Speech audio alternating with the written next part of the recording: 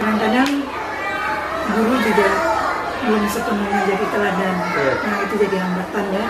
Dan ketika di kelas, saya sering dikritik sama anak tuh ketika masuk mengucapin salam. Kadang-kadang suara kecil, anak-anak protes gitu, gue aja mengucapin salam. Nah, jadi saya bilang, saya balik lagi, oh ya maaf gue aja lupa. Padahal kita udah ucapin, cuma suara kecil mungkin tadi ya. Nah terdengar, balik lagi kita beri salam terus anak menjawab gitu. Nah, ketika penerapan disiplin itu kalau dalam kelas kita bisa menjaga dengan baik, ketika di luar bermain dengan teman, mungkin tidak semuanya bisa memenuhi standar seperti itu ya. Nah, itu juga jadi sedikitnya anak-anak bisa berubah gitu pemahaman dia. Karena kadang-kadang ketika kita bilang harus berbagi, ada yang kawan-kawan yang lain karena kuenya sedikit mungkin dia bilang nggak boleh berbagi. Nah, jadi yang ditangkap anak itu di dalam kita bilang berbagi, dia nggak paham bahwa kue itu cuma satu, atau dia nggak paham bahwa itu cuma permen, nggak boleh disap dipindah gitu ya kan? Kan dia nggak utuh dapatnya tuh. Kadang-kadang itu ke kelas sudah harus seperti itu. Saya tahu ketika anak itu jadi tanda-tanda perubahan ketika kita cerita tentang itu, tentang berbagi itu, dan dia mikirnya gini, berarti ada suatu kejadian. Nah dia mikir gini lama kali sampai saya tanya, kenapa Fidel? Nah, baru dia cerita, ada anak lain yang gitu aja yang berbagi. Kan dia nggak paham karena guru tersebut tidak menjelaskan poinnya satu. Yang intinya ditangkapnya tidak boleh berbagi. Nah itu ya. Terus penerapan mencuci tangan gitu. Kadang-kadang ada yang langsung gitu berlalu kan, dia lihat, biarpun dia berlalu juga kemudian diingatin sama orang tuanya balik lagi ya. Artinya itu bisa jadi bilang karena tidak adanya komitmen kita bersama gitu dalam penerapannya. Terus saya lihat yang ini masalah seperti juga masih berantakan kali karena dulu sempat udah tepat terapi anak-anak udah paham, kemudian ketika ada satu dua yang melanggar berubah gitu. Nah berarti memang harus ada ini komitmen untuk kita jalankan bersama, dan itu terasa kalau di dalam kelas sedikitnya udah. Cuma kadang-kadang gini, ketika keinginan anak untuk saya pernah sebarkan kertas gitu kan, ada yang tipe anak memang nggak suka, ya saya sebarkan kertas. Dua anak ini Fidel dan Ramadan langsung berontak dia, nggak mau. Anak-anak kalau udah punya kawan kan udah klop dia tuh, ya kan, udah dua-dua ngerasa di bawah meja gitu, nggak mau. Oke, kalau memang nggak mau, kali itu kami menggunting koran cari tentang banjir, Iya gejala alam hiburannya, ya, jadi tentang banjir. Jadi saya kasih memang koran bekas, anak-anak mencari sendiri. Nah setelah itu dua ini nggak mau, karena duluan disodorkan kertas ATS ada gambar TV, dia nggak suka itu. Saya paham itu dia nggak suka. Terus saya bilang sama Bu Putri kayaknya coba ambil koran dulu. Iya memang gunting koran hari ini Bu aja. Cuma koran itu kan lebar dia, kan susah dipegangannya. Itu yang nggak menarik terus tidak berwarna. Jadi saya bilang sama anak-anak, boleh gini aja kalau enggak. Itu kan ada TV. Kira-kira apa yang nampak gambar di TV yang kakak lihat di rumah? Ada boneka, ada gambar ronda, ada iklan es krim segala macam. Oke, sekarang gini aja. Yang mau cari tentang es krim boleh. Ketika dicari nggak ada tuh, kan nggak mungkin kita bilang nggak ada, nggak usah. Nah saya bilang coba dulu koran yang satu lagi mungkin ada. Nah ketika dapat iklan es krimnya besar, TV-nya kecil, nggak bisa Bu aja nggak muat. Iya ya, gimana caranya ya? Saya bilang gitu kan, gimana caranya jadi datang yang di bawah meja tadi tuh, kita cari gambar yang kecil aja. Oh iya, bisa jadi mobil atau Honda, gambar iklan itu kan kecil tuh. Nah mereka potong, mereka pasang di TV itu. Artinya memang kertas itu tidak semua, nggak mungkin kita kasih sama. Setelah itu dia baru mau. cari yang gambar apa aja, ada banjir, itu aja boleh lebih, boleh. Mau ditulis di bawah juga boleh. Nah, jadi untuk anak yang memang level kemampuannya lebih itu, dari kertas yang kita kasih cuma gambar TV tadi, dia mampu mendesain dan buat TV itu, televisi, ya kan? Terus setelah dia tulis nama, saya wajibkan anak-anak tulis nama sendiri. Setelah saya potong kertas-kertas dengan nama pendek, nanti anak-anak tanya, tulisnya nama pendek apa nama panjang, Bu? Nah, kalau kakak maunya seperti apa? Pendek aja boleh. Kalau nama panjang juga boleh. Nanti saya bilang, karena di ujungnya udah ada tanda, kira-kira muat, karena tahu tulisan dia besar, kira-kira muat nggak untuk nama panjang? Muat Bu aja. Gimana bagusnya kalau menurut kakak? Dia belajar, kalau saya gini, dia belajar mendesain semana dia muat itu, dia belajar mengatasi. Kalau memang karena kita tahu tulisannya besar, tentu nama panjang tidak akan muat. Nah, jadi ketika ditanya, kalau menurut kakak seperti apa? Nama pendek. Nah, ketika dia tulis nama panjang, itu nggak muat. Kalau kakak menulis nama yang panjang, kakak boleh gunakan sebelah sini, tidak harus di sini. Kalau nama pendek boleh di sini. Baru kemudian saya arahkan ke situ, karena dia bingung ada petunjuk nama di situ, memang harus di situ, nggak boleh tempat lain. Jadi seperti itu, memang banyak sih rintangannya untuk menerapkan disiplin itu. Tapi komitmen aja lah, karena pembiasaan itu akan mengubah karakter yang tadi tidak, karena mereka nggak paham aja, itu aja. Tapi ketika itu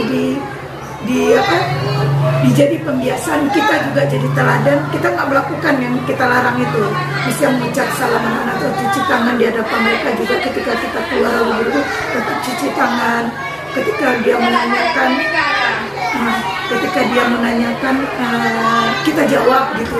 Terus tetap kita bimbing, kita pegang dia, ya, dengan bahasa seorang ibu lah kita, ya kan, tidak harus jaga jarak gitu. Memang kondisi kadang ada anak yang tipe memang harus kita peluk, harus dipeluk, nggak bisa kita jaga jarak kayak gitu. Misalnya tipe anak yang pendiam gitu kan. Terus untuk mereka yang bisa jawab, apresiasi gitu. Jadi dia pun menghargai temannya, karena juga kita menghargai dia. Saya contohnya gini loh, disiplin ketika anak-anak udah selesai keluar jam 11:15 tuh untuk anak B, karena agak ramai jadi kita rolling keluarnya lebih cepat yang A, nanti 15 menit baru yang B ketika setengah udah dijemput gitu kan. Ketika saya mau ngepel, ada anak-anak yang masuk, dia tanya gitu, karena saya udah bilang, Bu aja mau ngepel dulu, nanti untuk dipakai ruangan ini. Jadi biar nggak lengket, biar bersih, biar nggak kotor celana bajunya, main di luar dulu, biar aja selesai. Itu kan yang masuk kan. Malahan kalaupun tasnya di dalam, dia minta tolong kita. Bu aja, tasku dia tinggal di dalam. Dia lihat itu basah. Dan itu apresiasi luar biasa. Karena sebuah peraturan dia bisa mentaati, hanya sekedar itu. Dengan ada kendala kita belajar hal baru. Kalau menurut saya, ya belajar strategi baru, belajar kondisi yang terbaru dengan kondisi saat ini seperti apa. Itu kita bangun komunitas dulu di antara kawan-kawan kita. Kita bangun komunitas di antara grup-grup wali di kelompok kelas. Mungkin itu sedikitnya membantu perbaikan ketika kita belajar, ketika kita mengajar gitu kan, ke orang tua respon. Saya banyak kirim, ada berapa itu saya kirim ketika saya belajar tentang, ada tanya ke Bu Ani juga, Bu Ani kalau itu sebelum dengan instruktur kemarin, saya tanya ke Bu Ani, apakah harus 3-3 strategi itu diterapkan strateginya? Rupanya enggak.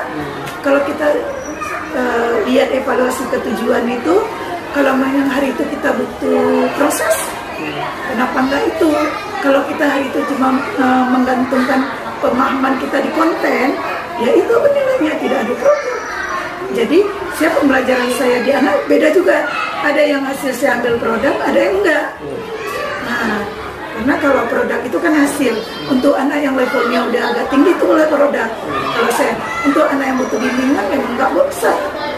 Nah, jadi kadang-kadang konten, kemarin kami belajar tentang pendelang. tenggelam, melayang, dan terapung. Yang saya kembangkan hari itu, anak paham aja yang namanya tenggelam itu seperti apa, yang namanya melayang seperti apa, yang namanya terapung itu seperti apa. Dan mereka praktek langsung. Di situ dia paham. Tidak ada lembar LKS di situ, nggak ada. Yang ada praktek langsung. Mereka memahami. Mereka saya minta mencari benda, batu sama daun. Saya kasih plastik, mereka tulis nama, tempel di kertas, mereka saya bawa jalan-jalan. Saya kasih nomor, mereka pilih nomor sendiri Pak beliau. Saya taruh kartu angka. Saya tahu mereka belajar dari angka berapa ya? 11 sampai 20. Jadi kartu itu 11 sampai 20. Mereka milih yang dapat 11 berarti batunya harus ada 11. Yang dapat 12 berarti daunnya gitu juga. Pokoknya saya terjun gitu. Saya taruh dalam plastik. Di lapangan mereka tanya, ada anak yang nggak ngerti. Wajah ini nomor berapa? Oh ini 16. 16. Nah, nanti tanya lain lagi. Nanti dikasih tahu sama yang pandai. Itu nomornya 20. Nah, dikasih tahu sama temannya. Karena memang mereka jalannya berpasangan. Nah, jadi di situ istilahnya apa ya? Kita lelah, tapi puas. Teman-teman juga gitu ketika saya terapkan pembelajaran itu. Memang nggak semua berjalan gitu ya. Seperti saya bilang tadi, pemahaman kawan-kawan beda. Dan kita juga nggak mungkin langsung blok gitu bisa instan berubah. Tuh Pak Mali kalau dibilang banyak sih, tapi nggak jadi kendala ini kali ya Pak Mali. Karena kalau dilihat ya memang harus begini, memang harus kolaborasi, memang harus kerjasama. Cuma mereka butuh teladan dari kita. Bisa saya merubahkan teladannya harus ada sama saya. Contohnya yang baru ini ketika orang tua kritik bahwa mereka lebih mementingkan yang naik mobil, saya share di grup. Bulannya turun di grup. Ada masukan itu memang jadi belum gitu ya. Dibilang bulannya ada masukan dari murid selama ini pelayanan kita udah mulai bergeser. Udah tadi kan? Saya untuk share, jadi gara-gara pemberian hadiah yang di-share sama wali itu pemberian hadiah. Ketika hadiah dikasih oleh wali murid, guru tersebut berubah jadi lebih dekat dengan anaknya, lebih komunikasi lebih lancar, pelayanan lebih bagus, tapi khusus untuk anak itu. Kemudian saya share dari bulan ini kepala sekolah di-share.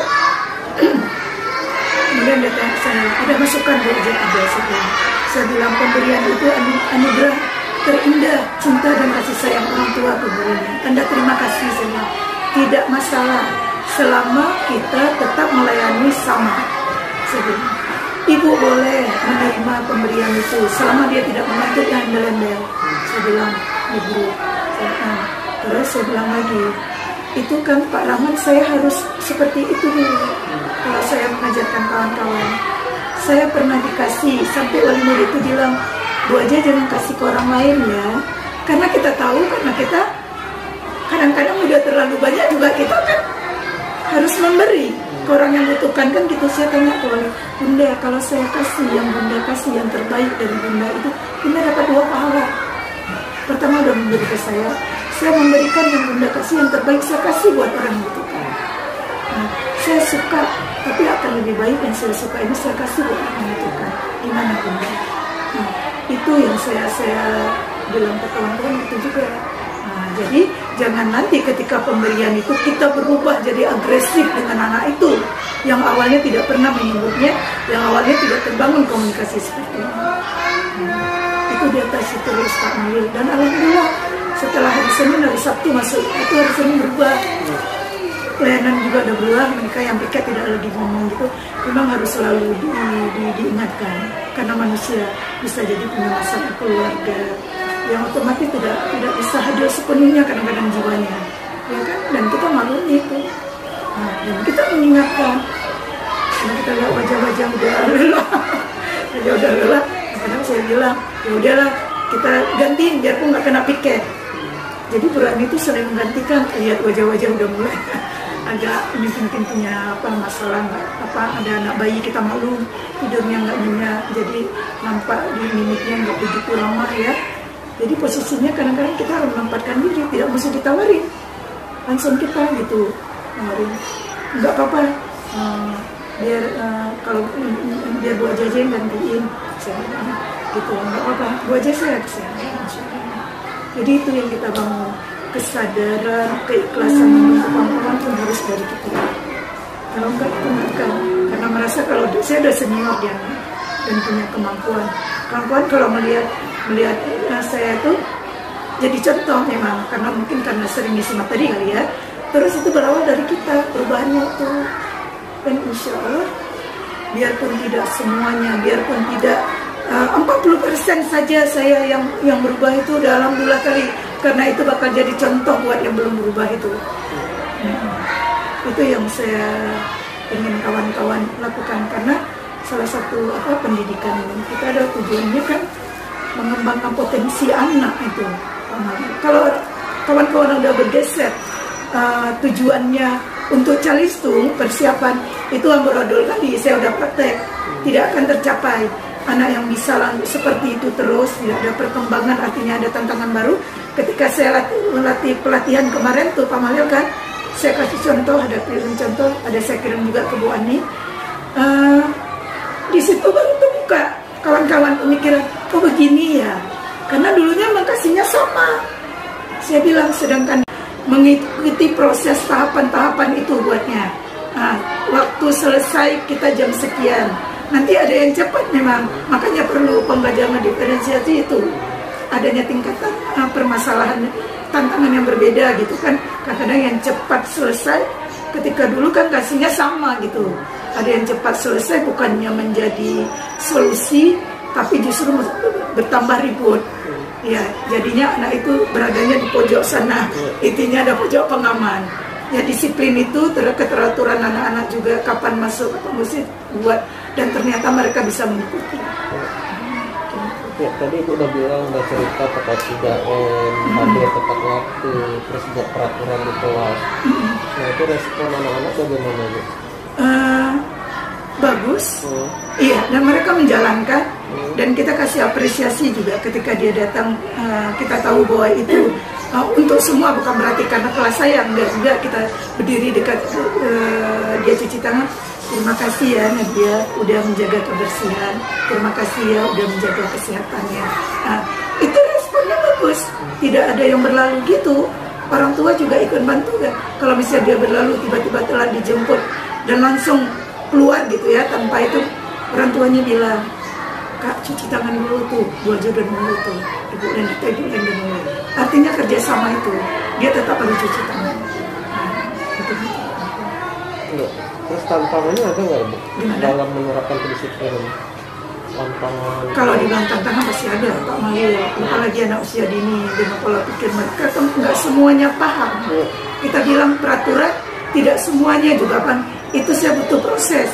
Ada di antara 25 anak itu kadang 5 yang agak sedikit susah kita. Mungkin dia bisa jadi pembelajarannya kinestetik. Ya, jadi solusi saya itu membuat kesepakatan itu dengan gambar. Tahu nggak nih? Kebetulan ada kalender Bang Aceh ya. Ada tangan gitu tentang kerjasama. Tentang kerjasama ya, gambar. Anak-anak membaca gambar ketika saya terapkan peraturan. Pernah lihat nggak gambar ini gambar apa, saya pihak sama anaknya? Anak jawab tangan. Tangannya banyak-banyak. Tangannya rame-rame. Jawabnya beda-beda gitu kan. Ada satu anak namanya Sofia. Itu namanya tim Bu aja. Dia tim. Ya, tahu apa artinya tim? Rame-rame. Oke, rame-rame. Tim ini adalah yang menjaga kelas kita tetap aman. Kita kerjasama, bantu teman. Dan alhamdulillah Pak Malil, setelah saya cerita itu, anak-anak ada kebetulan satu anak saya Siva yang agak sedikit terlambat, termasuk yang pucut. Ada satu yang memang dia punya penyakit jantung yang lambat dia bantu tuh sama kawan yang lebih bisa. Padahal dari awalnya nggak ada gitu, cuma saya bilang gini, Siva lihat ke muka saya gitu, pasti dia butuh bantuan, tapi dia nggak berani ngomong gitu kan. Saya tanya, Syifa butuh bantuan Bu aja, mau bilang apa, dia lihat aja orang ibu. Saya tanya lagi, Syifa mau butuh bantuan Bu aja. Syifa nggak bisa buat atap rumah, nggak bisa buat segitiga. Atap rumah yang mana Syifa yang nggak bisa, yang bentuk segitiga? Oke.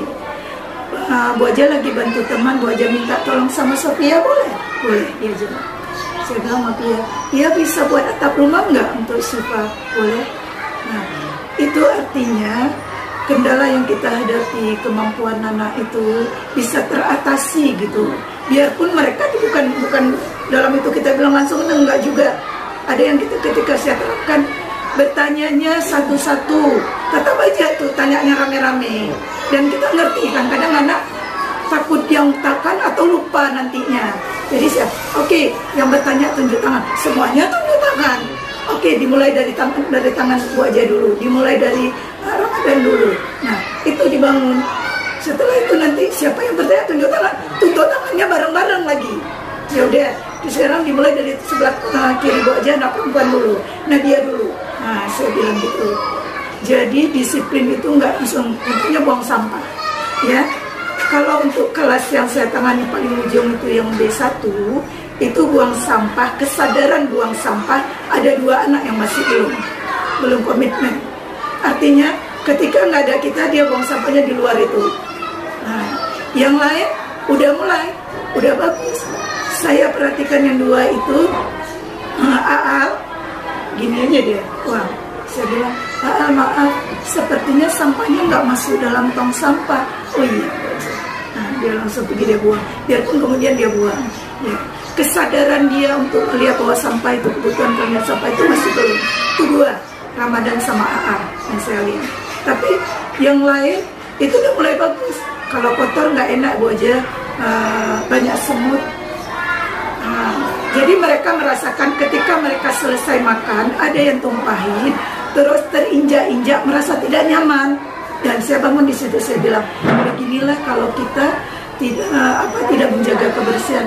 Enak nggak terinjak-injak nasi, ada mie, ada buah, nggak enak Bu aja. Yang kedua saya lihat ketika disiplin tuh yang mulai udah paham mereka tumpah air. Saya nggak ada instruksi lagi. Boleh dong minta tolong siapa yang bisa bantu ngambil kain lap, bisa, boleh Bu aja. Nah, langsung dia pergi, terus setiap yang tumpah air itu dia. Jadi terus di kelas juga guru pendamping ada menyerapkan siapa yang buang sampah menurut kelompok anak laki. Hari ini piketnya anak laki, besok piketnya anak perempuan, gitu, dibagi gitu. Ada yang buang sampah, ada yang bawa piring kotor ke dapur, ada yang bawa, pokoknya tempat makan itu. Bu Fitri tanya, hari ini siapa piketnya? Anak laki. Langsung mereka tahu, yang buang sampah pegangnya 4 nanti keranjang sampahnya bawa buang sampah. Nah, jadi itu saya pikir bukan tidak bisa, cuma metode yang kita gunakan kadang-kadang tidak dipahami sama anak. Nah, terus bawa mereka piring dan berjalan karena ini ada benda, nanti bisa terpilih. Nah, itu alhamdulillah bisa.